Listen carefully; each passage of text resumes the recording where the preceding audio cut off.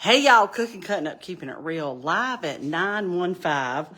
We are back at our house that we're renting. Janet's going to show us a tour before we mess up all the bedrooms with our clothes and stuff. And we just went on a buggy ride in downtown Savannah. I'm going to flip the camera around and let Janet take over. You ready? Ready. There's Purdue sitting there. Oh, there's Vicky. Mm-hmm. There's Purdue. Mm-hmm. This is an antique kind of home. What would we call it? A period home. Yeah, we're in the historic district. Historic district, yes. But it's very nicely appointed with the antiques plus the mixture of, what do we call this? Mid-century modern? Or yeah, what kind of lingo do we use? High ceilings, crown moldings, funky chandeliers, fireplaces in several rooms. I think they're more decorative than... Vicky found it on vrbo. Yeah, vrbo. And if in the daytime, you would be able to see stained glass windows. So Lisa is in this room right here, downstairs. All the rooms have ceiling fans as well. And a little door out to a back patio, built-ins for bookshelves. And we have a sweet kitchen coming around the corner here. And we just went on a little grocery store run so we can have breakfast here at home this week, maybe the next couple days. So we got these nice countertops. Everything's just sweet and beautiful wood floors. Some of them are wider plank. Some of them seem like they're softer wood. And the great, slow down a bit, the staircase. Look at this banister. Old doors like that. And then you go up all these stairs, and we each get our own bedroom. Wendy was going to come with us, but that didn't work out. So there's one person per room. So let's just see what kind of shape I left my room in.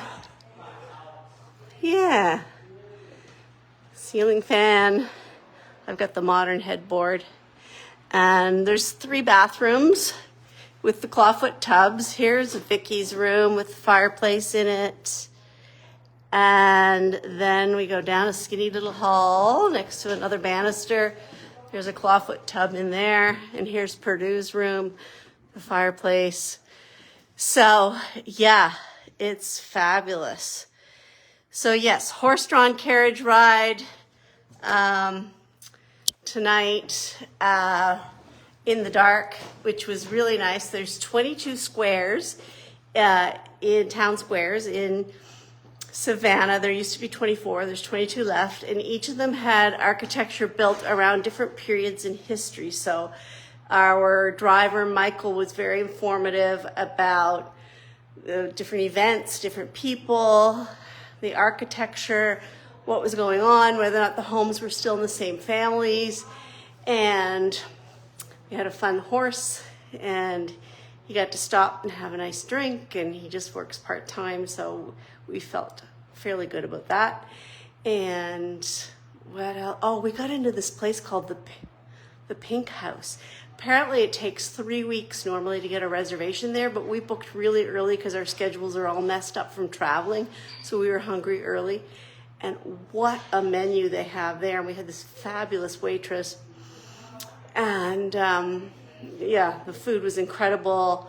The rooms were fabulous. 150 people on staff there.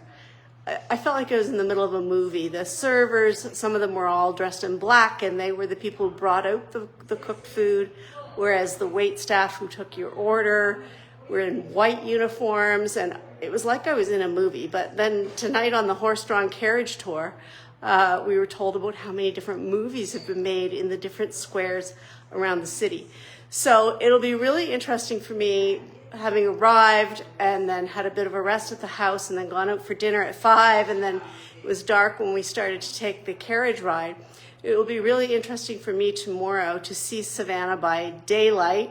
We go to Paula Dean's house on Thursday at 11, I think, to cook. So it's just, I can't even believe I'm still standing because I left Nova Scotia at 3 o'clock yesterday afternoon and really haven't had much sleep. So great smooth flights. It's only 2 2-hour flights, but by the time you do the layover, or I get myself from my town to the airport, et cetera, I stayed at the airport hotel the night before.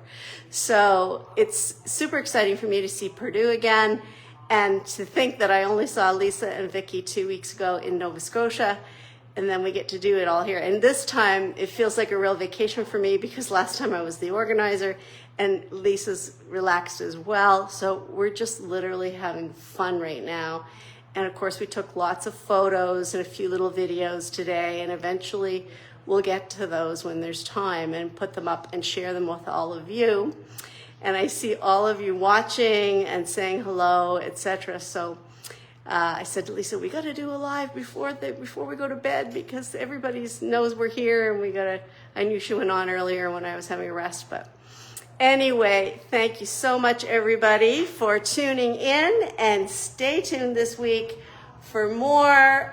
We're so blessed and so fortunate to have all of you and to be having this experience this week.